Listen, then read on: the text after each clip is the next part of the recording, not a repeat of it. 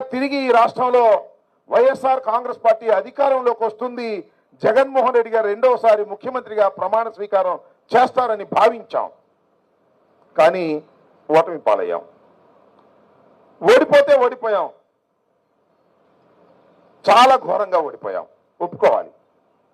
కేవలం 11 సీట్లు మాత్రమే గెలుచుకున్నాం. 164 సీట్లు వారు గెలుచుకున్నారు. మన ఎవరికి అర్థం కాలా? ఏంద్ర బాబు మనకు 11 వచ్చినాయి అని మనకు అర్థం కాలా? మనకు అర్థం కాకపోతే అర్థం కాపోయింది. వాళ్ళకు 164 సీట్లు వాళ్ళకి ఎందుకు వచ్చాయో వాళ్ళకే అర్థం కావట్లా. అంటే ఏం జరిగింది? ఇద్దరు ముగ్గురు కలవడంతో బలం పెరిగిందా? లేక మనకు తెలియని వ్యతిరేకత ఏమైనా ఉన్నదా? లేక ఏదైనా మాయ జరిగిందా అనేటువంటి అనుమానాలు కోకొల్లలుగా మన మనసుల్లో ఉన్నాయి. ఏది ఏమైనా ఓటమి పాలయ్యాం. పంట సరిగా పండల, మళ్ళా వ్యవసాయం చేయాల్సిన పరిస్థితి వచ్చింది. ఇవాళ నేను మనవి చేస్తున్నా, జగన్మోహన్ రెడ్డి గారు 175 సీట్లలో, అలాగే 25 పార్లమెంటు సీట్లు మళ్ళా ఏ విధంగా గెలుచుకోవాలనే టార్గెట్తో ఇవాళ అన్ని కూడా సక్రమంగా పునర్నిర్మాణం చేసుకునేటటువంటి కార్యక్రమం చేస్తున్నాం మనం. ఎవరు ఎక్కడ ఉన్నారు, ఎవరు పోయాడు, ఎవరు బతికాడు, ఎవరు బారిపోయాడు, ఎవరు ఉన్నాడు తెలుసుకుని, లేని చోట మళ్ళా నియామకాలు చేసుకొని ఇవాళ నుంచి కార్యక్రమం చేయాలి అనేటువంటి ఉద్దేశంతో చంద్రబాబు నాయుడు ఎలక్షన్ ముందు చూద్దామని అనుకుంటాడు. మన జగన్మోహన్ రెడ్డి గారు అలా అనుకోడు.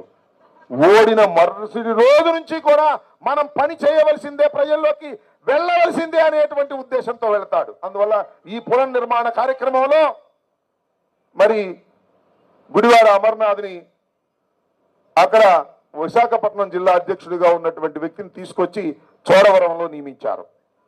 చోడవరంలో గెలిచినటువంటి, ఇంతకు ముందు గెలిచినటువంటి ధర్మశ్రీ గారిని పార్లమెంట్ ఇన్ఛార్జిగా పెట్టి రేపు ఢిల్లీ పంపించాలని జగన్మోహన్ రెడ్డి గారు నిర్ణయించుకున్నారు. ధర్మశ్రీ గురించి కూడా 2 మాటలు ఇక్కడ చెప్పాలా. ధర్మశ్రీ మీ అందరికీ కూడా ధర్మరాజు లాంటి వాడు. ఏదో గ్యాపులు గీపులు ఉన్నా అవన్నీ కూడా పక్కన పెట్టండి. ఓడిపోయి గుంటలో పడ్డానికి గ్యాపులు ఏంటి? అన్నిటినీ వదిలేసి నేను ఒకటి మనవి చేస్తున్నా, నిరుత్సాహం నుంచే, నిస్పృహ నుంచే కషిస్తుంది, పట్టుదల వస్తుంది, శత్రువుని జయించాలనేటువంటి కోరిక పెరుగుతుంది. ఆ విధంగా పెరిగి ముందుకు వెళ్ళి శత్రువుని రాజకీయంగా ఓడించవలసినటువంటి బాధ్యత మీ అందరి మీద ఉంది, మా మీద కూడా బాధ్యత ఉందని సందర్భంగా మనవి చేస్తున్నా. ధర్మశ్రీ ఒక సరైనటువంటి స్థానంలో జగన్మోహన్ రెడ్డి గారు కూర్చోబెట్టారు. అందరినీ కలుపుకొని ముందుకు వెళ్ళి, అనకాపల్లి అనేది పార్లమెంటరీ నియోజకవర్గం, చాలా మంచి నియోజకవర్గం.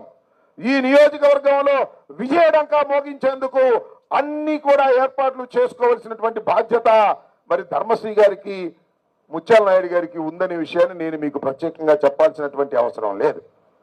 ఇవాళ మనం చూస్తున్నాం, 8 మాసాలు అయింది. ఒకసారి మీరు వెనక్కి వెళ్ళి చూడండి. మనం ఒకసారి అధికారంలోకి వచ్చాం, రాజశేఖర రెడ్డి గారి పరిపాలన కూడా చూశాం. ఏ ప్రభుత్వమో కూడా 8 మాసాలలో ఇంత ప్రజా వ్యతిరేకత మూట కట్టుకున్న ప్రభుత్వమే లేదు. ఇంతకు ముందు చంద్రబాబు ప్రభుత్వం కూడా, చంద్రబాబు చీలిపోయిన రాష్ట్రంలో ఒకసారి గెలిచాడు, ఉమ్మడి రాష్ట్రంలో 2 సార్లు గెలిచాడు, చాలా సార్లు ఓటమి పాలయ్యాడు. ఆయన పరిపాలనలో కూడా 8 మాసాలకే ఇంత వ్యతిరేకతని